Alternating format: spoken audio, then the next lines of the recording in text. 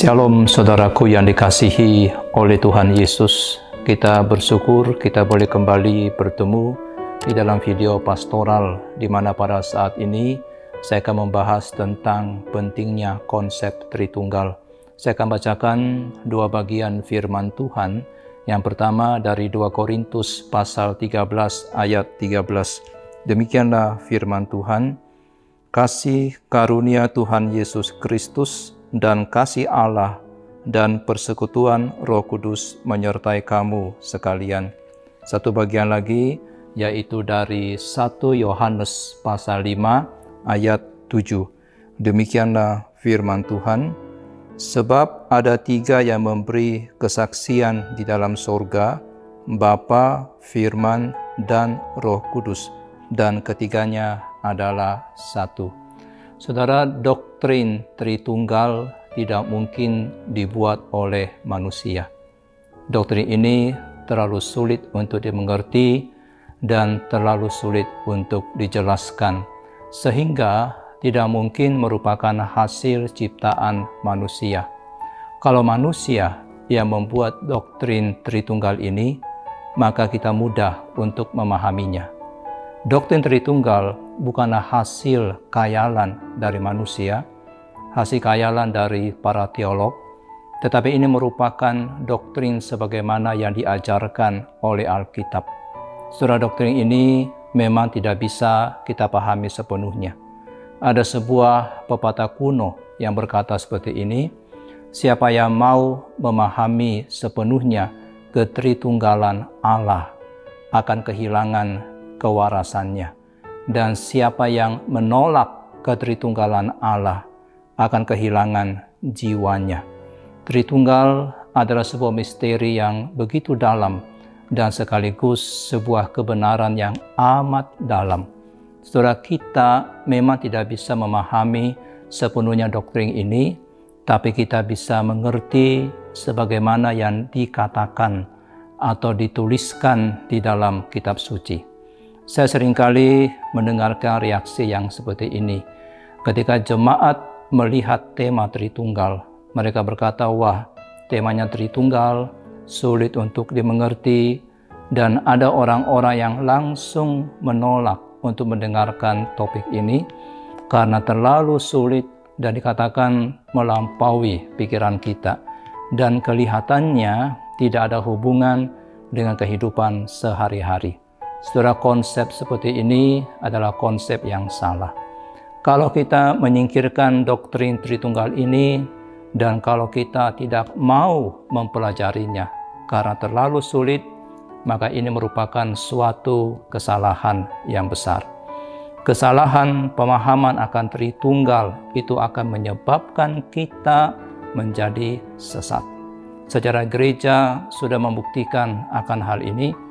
Ini adalah doktrin yang sangat penting dan mesti dipahami dengan benar.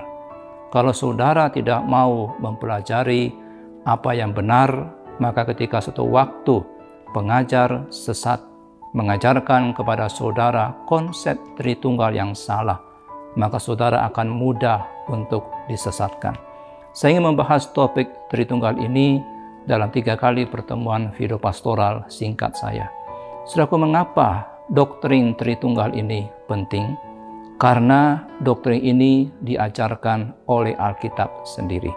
Saudaraku, mengenal Allah di dalam ketritunggalannya merupakan pusat dari iman Kristen.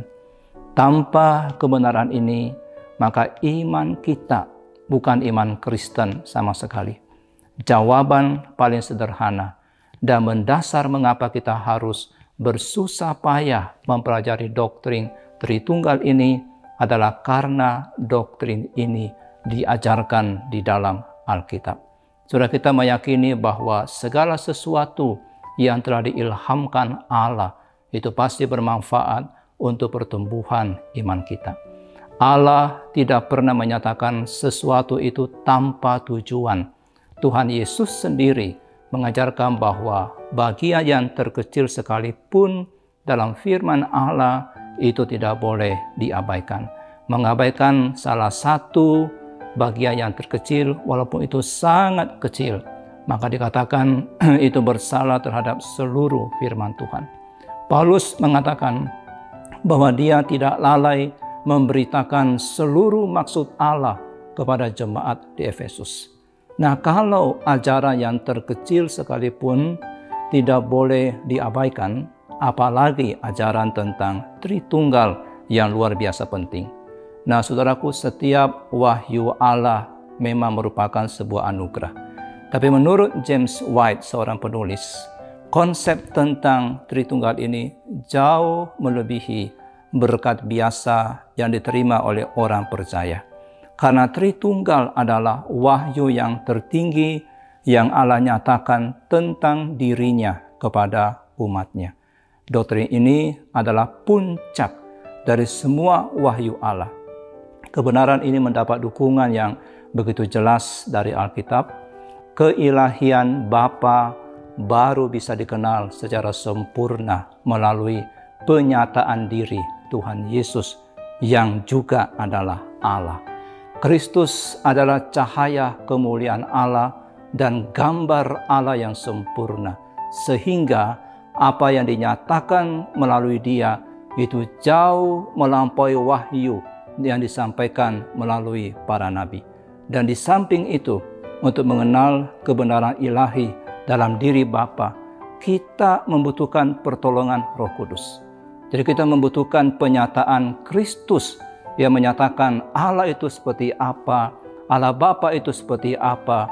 Kita juga membutuhkan pertolongan Roh Kudus yang mengetahui, yang menyelidiki sampai ke dalam diri Allah.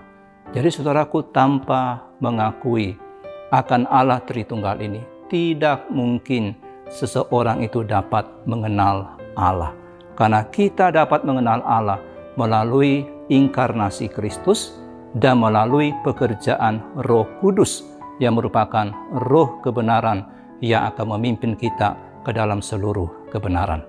Saudaraku, doktrin Tritunggal ini penting karena sebelum Tuhan Yesus disalibkan, Dia mengajarkan dua hal, yakni tentang penebusannya dan tentang Tritunggal. Tema tentang hubungannya dengan Bapa, hubungannya dengan Roh Kudus yang terus Dia ulang-ulang dalam Yohanes pasal 13 sampai Yohanes pasal 17. Saudara, pengajaran ini Tuhan Yesus berikan kepada murid-muridnya dalam pasal 13 sampai dengan pasal 17, tentu memakan waktu yang berjam-jam lamanya. Padahal kita tahu bahwa pada saat itu Tuhan Yesus sangat membutuhkan penghiburan, sangat membutuhkan kekuatan dari para murid-muridnya. Tapi Dia tidak menceritakan mengenai besarnya dan banyaknya pergumulan yang dia hadapi. Tetapi yang diajarkan adalah Dia mengajarkan tentang Bapa. Dia mengajarkan tentang Roh Kudus.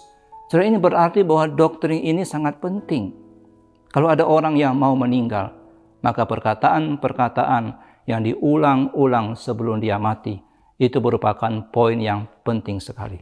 Nah, Tuhan Yesus sangat menekankan tentang Tritunggal ini. Dia mengajarkan berulang-ulang sebelum Dia naik ke kayu salib, sebelum Dia mati di kayu salib.